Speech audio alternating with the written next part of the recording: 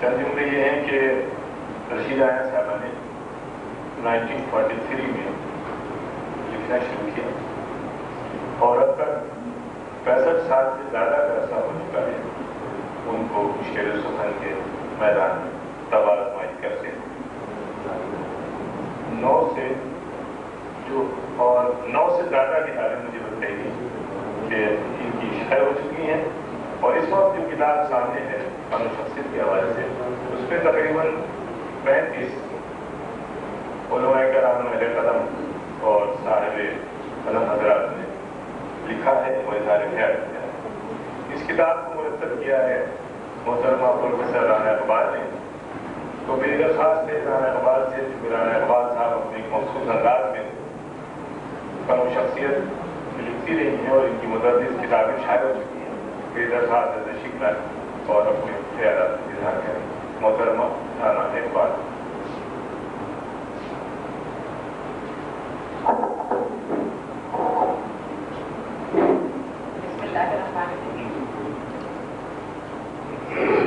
یہ ایک تفصیلی مضمون تھا جس کو میں نے وقت کی نزاکت کو محسوس کرتے ہوئے کچھ مختصر کرنے کی کوشش کی ہے، اور اس مضمون کا عنوان ہے ملکہ اقلیم سخن۔ یہ 1997 کے اواخر کی بات ہے کہ جب ایرو کلب کراچی میں محترمہ رشیدہ عیاں کے شعری مجموعے کی تقریب رونمائی منعقد ہوئی اور میں نے وہاں صاحبہ کتاب کو دیکھا اور سنا۔ کچھ ہی دنوں بعد کراچی پریس کلب میں ایک محفل مشاعرہ کا انعقاد ہوا۔ میں وہاں پہنچی تو دور ہی سے رشیدہ عیاں صاحبہ مجھے نظر آ گئی۔ وہ کسی کو تلاش کر رہی تھی۔ میں نے قریب جا کر انہیں سلام کیا اور دریافت کیا کہ آپ کو کسی کا انتظار ہے۔ وہ کچھ توقف کے بعد بولی، میں تو کارڈبرڈ ٹائم پر تو چلی آئی تھی مگر ابھی تو یہاں۔ میری سمجھ میں ان کا مسئلہ آ گیا تھا۔ میں نے ان کا ہاتھ پکڑا، اندر جا کر چائے منگوائی اور ان کو گفتگو میں مصروف کر دیا۔ بعد میں وہاں اور لوگ بھی آتے گئے، گفتگو کا سلسلہ دراز ہوتا گیا اور اس دوران وہ مجھ پر پوری طرح عیاں ہو چکی تھی۔ سچی بات تو یہ ہے کہ جب میں نے انہیں پہلی تقریب میں دیکھا تھا تو ان میں کچھ اپنی سی خصوصیات نظر آئی تھی اور شاید میں اندر ہی اندر خوش بھی ہوئی تھی، اور دوسری ملاقات نے میرے دل میں ان کی عزت و احترام میں اضافہ کر دیا تھا۔ خیر، اس رات مشاعرہ ختم ہو گیا۔ محترمہ کچھ عرصے کے بعد امریکہ واپس چلی گئی اور میرے دل پر اپنے نقش چھوڑ گئی۔ اس دوران مجھے ان کی 2 کتابیں پڑھنے کو ملی تاکہ میں ان پر تبصرہ لکھ سکوں جو میری صحافیانہ ذمہ داریوں کا ایک حصہ تھا، اور ان کے حوالے سے گفتگو کے مواقع بھی میسر آئے، خصوصاً حمایت صاحب سے کہ خیر سے رشیدہ عیاں صاحبہ ان سے ایک تعلق خاطر رکھتی ہیں، اور خود حمایت صاحب اپنے دوستوں کے لیے جو جذبہ محبت رکھتے ہیں وہ کسی سے ڈھکا چھپا نہیں۔ اس وقت تک میں نے محترمہ کی تمام تصنیفات نہیں پڑھی تھی۔ یہ اعزاز بھی مجھے حمایت صاحب کے توسط سے حاصل ہوا کہ انہوں نے مجھے محترمہ کی تمام کتب عنایت فرمائی، جن میں ہر آئینہ، عشق پر زور نہیں، کرن کرن اجالا، جائزہ، آئینوں کے چہرے، ابھی پرواز جاری ہے اور شمیم کے نام شامل ہیں۔ ان کتابوں کی تفصیلی مطالعے کے بعد یہ بھی معلوم ہوا کہ وہ شہر جگر یعنی مراد آباد سے تعلق رکھتی ہیں، اور قسمت کی خوبی یہ کہ میرا آبائی وطن بھی مراد آباد ہے اور میرے والد جناب اظہر ضیائی جگر اسکول سے ہی تعلق رکھتے ہیں۔ یوں محترمہ رشیدہ عیاں سے میرا وہ تعلق وجود میں آتا ہے جو ایک مٹی سے جنم لینے والی 2 بیٹیوں کا ہوتا ہے۔ وہ کہ میں نے وہاں جنم نہیں لیا لیکن میرے والد کی جنم بھومی مراد آباد ہی ہے، اور میں سمجھتی ہوں کہ رشتہ اپنی جڑوں کے باعث ہی مضبوط یا کمزور ہوتا ہے۔ رشیدہ آپا نے 12-13 برس کی عمر میں قلم سے اپنا رشتہ جوڑ لیا تھا۔ یہ وہ عمر ہوتی ہے جب عام طور پر لڑکیاں مل جل کر گڑیاں کھیلتی ہیں یا کھلونے بناتی ہیں، اور بچپن و لڑکپن کا یہ ملا جلا دور مکمل بے خبری بلکہ نیم خوابی کے عالم میں گزر جاتا ہے، اور آنکھ اس وقت کھلتی ہے جب ذمہ داریاں مکمل طور پر اپنے نرغے میں لے چکی ہوتی ہیں۔ لیکن یہی دور ان چند لڑکیوں کے لیے بہت مشکل ہوتا ہے جو اس عمر میں بھی اپنا ایک ذہن رکھتی ہیں، اپنی سوچ اور فکر رکھتی ہیں، کچھ کر گزرنے کی تمنا رکھتی ہیں۔ تو اس طرح کے ذہن رکھنے والی لڑکیاں نہ گڑیوں سے بہلتی ہیں اور نہ سہیلیوں سے۔ ان کے اندر ایک بے چینی، ایک اضطراب نامبارکہ ہوتا ہے، اور جب یہی بے چینی اور یہی اضطراب حد سے بڑھ جاتا ہے تو انہیں کسی اپنے کی صورت محسوس ہوتی ہے۔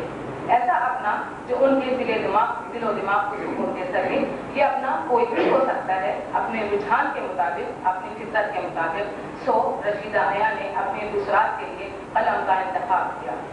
यूं अपने जहन का सारा बोझ और दिल की तमाम बेचैनी को कलम के जरिए कागज पर बिखेर दिया। ये एक सेहतमंद अलामत थी इस बात की कि रशीदा आया एक मुस्बत जहन और मुस्बत सोच रखने वाली हस्ती हैं। 1943 में उनके कलम का सफर शुरू हुआ, जो अल्हम्दुलिल्लाह आज तक जारी है। तकरीबन 6 अजलों पर मुकीम इस तवील कलमी सफर में रशीदा आया की हमें 10 तसनीफात शाये शुदा और तकरीबन कितनी ही ज़ेर तरतीब व इशाअत मिलती हैं। अगर सिर्फ तादाद पर नजर मजबूत की जाए तो एक किताब 3 साल का अरसा ले रही है, और इस लिहाज से ये एक काबिल रश्क बात है। वो इसलिए कि रशीदा आया कोई प्रोफेशनल शायरा तो नहीं है, बल्कि वो तो एक बहुत मोहब्बत करने वाली है और 6 बच्चों की शफीक माँ भी हैं। उसके बावजूद उनकी तादाद काबिल रश्क है। मैं यहाँ ख़वातीन और हज़रात में कोई तखसीस नहीं करना चाहती थी, लेकिन बहरहाल चूंकि ये हकीकत है कि हम मर्दाना माशरे में जी रहे हैं, इसलिए ये बात ना चाहते हुए भी जुबान पर आ जाती है कि इतने अरसे में कितने अहले कलम इस तादाद में किताबें फराहम कर सकते हैं, और यहाँ तो मिक़दार के साथ मेयार भी काबिल ज़िक्र है। उनके अशार पढ़िए तो गुमान होता है कि गोया ये भी मेरे दिल में है।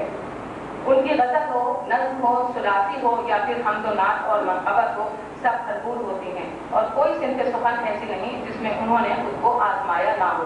आप कहेंगे कि ये कौन सी नई बात है, तकरीबन हर शायर ऐसा करता है। अमूमन गज़ल और नज़्म तो वो कहता ही है, मजमूआ छुपाने के लिए हमदो-नात भी कह ही लेता है, लेकिन रशीदा आया ने खुद को दूसरों से जिस तरह मुमताज़ किया है, उसके भी कई पहलू हैं। यहाँ मैं सिर्फ उन्हीं हवालों से बात करना चाहूँगी।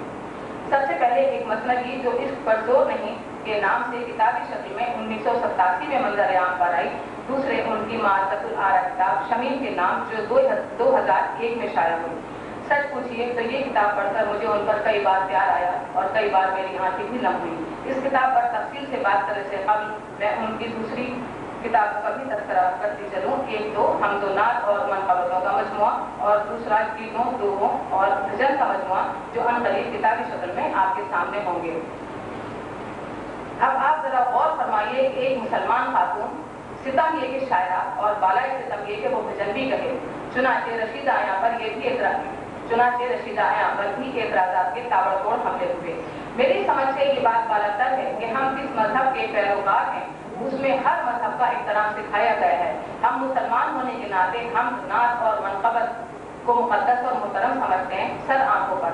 मजहब कोई भी हो अपनी जगह मुक़द्दस होता है, लिहाजा हिंदू मजहब में अगर भजन को एक एहतराम और तक़द्दुस हासिल है तो हमें भी उसको इसी तरह कबूल कर लेना चाहिए, बिल्कुल इस तरह कि जैसे गैर मुस्लिमों ने किया। और हमारे सामने एक लंबी फहरिस्त है उन गैर मुस्लिम शोरा की जिन्होंने दिल को छू जाने और आंखों को नम कर देने वाली नातें कही हैं। बल्कि वो तो ये भी कहते हैं सिर्फ मुस्लिम का मोहम्मद से इजारा तो नहीं। तो अगर रशीदा आया ने भजन कह दिए तो क्या बुरा किया? ये उनके दिल की आवाज़ है, ये उनकी अपनी फीलिंग है। कोई भी कलमकार सिवाय अपनी फीलिंग्स बयान करने के और करता क्या है? उन पर ये एतराज़ भी है कि भजन में हिंदी अल्फाज क्यों इस्तेमाल किए। तो ज़रा मुहतरम अहमद रज़ा खां बरेलवी की नातें उठाकर मुलाहिज़ा फरमाइए किस प्यार से उन्होंने अपनी नातों में हिंदी अल्फाज इस्तेमाल किए हैं। बल्कि मैं तो यहाँ तक कहूँगी कि अगर इन हिंदी अल्फाज के उर्दू मुतरादिफात वहाँ इस्तेमाल किए जाएँ तो शायद ये इतने मौसर और दिलकश साबित ना हो। आखिर हम लोग जुबानों को इस कदर महदूद या उन्हें सरहदों का पाबंद क्यों रखना चाहते हैं? खैर, बात हो रही थी हिंदी अल्फाज की, तो जनाब जब भजन जो कि हिंदी सिन्फ़े सुख़न में लिखा जाएगा तो क्या उसमें हिंदी अल्फाज आने से कोई रोक सकता है, चाहे वो किसी भी कलम से लिखा जा रहा हो, रशीदा साहिबा की बजाय वो रशीद साहब ही क्यों ना हो। ये लाजमी अमर है कि किसी भी ज़बान की सिन्फ़ में अगर आप तब आज़माई कर रहे हैं तो इस ज़बान के अल्फाज को आने से नहीं रोक सकते। क्या दोहा बगैर हिंदी अल्फाज की आमेज़िश के लिखा जा सकता है? बल्कि ये भी देखा गया है कि गज़ल और नज़्म तक में गैर महसूस तरीके से हिंदी अल्फाज की आमेज़िश हो जाती है। दरअसल ये कोदा नज़र लोग ये देखने से हासिल होते हैं कि क्या बात कही जा रही है। वो तो अल्लाह और उसके रसूल को भी सिर्फ उर्दू में याद करना चाहते हैं, गोया अब जुबान की इस्लामी और गैर इस्लामी कहलाई जाएगी। यहाँ मुझे वो वाक़या याद आ रहा है कि जब मिर्ज़ा गालिब ने एक हिंदू की पेश की हुई जलेबी खा ली तो उनके करीब बैठे हुए शख्स ने कहा, मिर्ज़ा आपने हिंदू की जलेबी खा ली? मिर्ज़ा ने मुस्कुराकर कहा कि क्या जलेबी भी हिंदू और मुसलमान होती है? लेकिन खैर ये एक महदूद तबके का मसला है। मैं तो बहरहाल रशीदा आया के उस जज्बे की तारीफ करूँगी जिसके तहत उन्होंने ये भजन कहे और शायरात में इत्तेफाक हासिल किया। میرے محدود علم کے مطابق ابھی تک کسی اور شاعرہ نے غزل نہیں کہا، اس لیے ہمیں نہایت وسعت قلمی کے ساتھ رشیدہ حیا کو اس بات کا کریڈٹ دے دینا چاہیے۔ اب ان کی ایک اور کتاب عشق پر زور نہیں کے حوالے سے چند باتیں۔ ہمارے ہاں مثنوی بھی اور اصناف کی طرح فارسی روایت سے ہی آئی ہے اور سوائے غزل کے اردو زبان کسی اور صنف میں کوئی خاص معرکہ انجام نہیں دے سکی، لیکن اس میں زبان کا کوئی قصور نہیں ہے۔ پورا ادب اٹھا کر دیکھ لیجیے، متقدمین کے بعد سوائے چند ناموں کے آپ کو مثنوی کی صنف میں کوئی خاص نام یا خاص کام نظر نہیں آئے گا۔ میر حسن، پنڈت دیا شنکر نسیم اور لے دے کر مرزا شوق کہ جنہوں نے زہر عشق لکھ کر شہرت حاصل کی، یا پھر علی سردار جعفری اور کیفی اعظمی نے تقسیم ہند کے بعد 2 سیاسی مثنویاں جمہور اور خانہ جنگی کے عنوان سے لکھی، جو بلا شبہ اپنی خصوصیات کے اعتبار سے منفرد ہیں۔ اس کے بعد ہمیں مثنوی کا میدان بالکل خالی نظر آتا ہے اور یہ خالی پن صدیوں پر محیط ہو جاتا اگر رشیدہ حیا اس کوچے میں قدم نہ رکھتی۔ انہوں نے اس پر زور نہیں کے نام سے 900 اشعار پر مشتمل مثنوی تحریر کی۔ مثنوی کی لازمی خصوصیت روانی اور اشعار کا ایک دوسرے میں پیوست ہونا ہے۔ اس پر زور نہیں کو آپ ایک بار پڑھنا شروع کیجیے، میں یقین سے کہتی ہوں کہ درمیان میں سانس لینے کے لیے رکنا بھی آپ کو بھاری محسوس ہوگا۔ اردو ادب کی تاریخ میں رشیدہ حیا اور عشق پر زور نہیں دونوں ریکارڈ ہو چکے ہیں۔ مورخ چاہے جتنا بھی بے خبر ہو انہیں نظر انداز نہیں کر سکے گا۔ اور اب میں آتی ہوں شمیم کے نام کی جانب۔ شوہر اور بیوی کے درمیان محبت اور چاہت کا ہونا اور پھر اس کا اظہار بھی کر دینا، یہ میں نے صرف رشیدہ حیا کے ہاں ہی دیکھا، یعنی اس معاملے میں بھی وہ دوسروں سے مختلف نظر آتی ہیں۔ اس ضمن میں جناب حمایت علی شاعر کے لیے چند جملے ملاحظہ فرمائیے۔ اور ایک تو ہماری شاعری ایسے حجابات کی پابند رہی ہے کہ اپنے محبوب کا حوالہ بھی اس کے نسائی تشخص کے ساتھ برسوں رقم نہ ہو سکا۔ صورت گری کے تمام قرینوں اور سراپا نگاری کی تمام آرائشوں کے باوجود اس کا اظہار صیغہ تذکیر میں ہوتا ہے، اور دلچسپ بات یہ ہے کہ شاعری کے ذوق حسن پر بھی حد نہ آیا۔ میرے نزدیک یہ ایک غیر فطری طریقہ اظہار ہے جو خدا جانے کس مصلحت کے تحت اپنایا گیا، لیکن شمیم کے نام کے حوالے سے میں یہ کہوں گی کہ یہ ان کی آٹو بایوگرافی ہے، اس مخصوص دور کی جو انہوں نے اپنے مجازی خدا کے ساتھ گزارا۔ کہنے کا مطلب یہ ہے کہ دراصل یہ وہ نغمہ ہے جو محبت کے راگ پر گایا گیا ہے، چاہے اس کے بول خوشی کے غماز ہوں یا آنسوؤں کی بوچھار کی۔ اصل بات تو یہ ہے کہ اپنے اندر اتنی جرأت پیدا کرنا کہ اپنے تمام احساسات کو، اپنی محبت کو اور اپنے رشتے کو الفاظ کا پیرہن ادا کر کے پبلک پراپرٹی بنا دیا جائے۔ میرے نزدیک رشیدہ حیا کا یہ ایک بڑا جرأت مندانہ اقدام ہے۔ ادب کے میدان میں ابھی کچھ عرصے قبل حمایت صاحب نے ایک منفرد کارنامہ انجام دیا تھا کہ آئینہ در آئینہ کے نام سے اپنے مضمون کو نویز خوانِ حیات قارئین ادب کی نظر کی تھی، لیکن جناب اس میدان میں بھی خواتین کیوں خاموش رہتی؟ ہماری رشیدہ آپا کو اللہ تعالیٰ صحت کے ساتھ طویل عمر عطا فرمائے کہ انہوں نے یہ معرکہ بھی سر انجام دے دیا، اور اب ان کی منظوم خود نویز خوانِ حیات بہت جلد منظر عام پر آنے والی ہے۔ لیجیے صاحب، یہ صحرا بھی رشیدہ حیا صاحبہ کے ہی سر جاتا ہے، لیکن آپ اسے آخری مت سمجھیے گا کیونکہ ابھی پرواز جاری ہے۔ شکریہ۔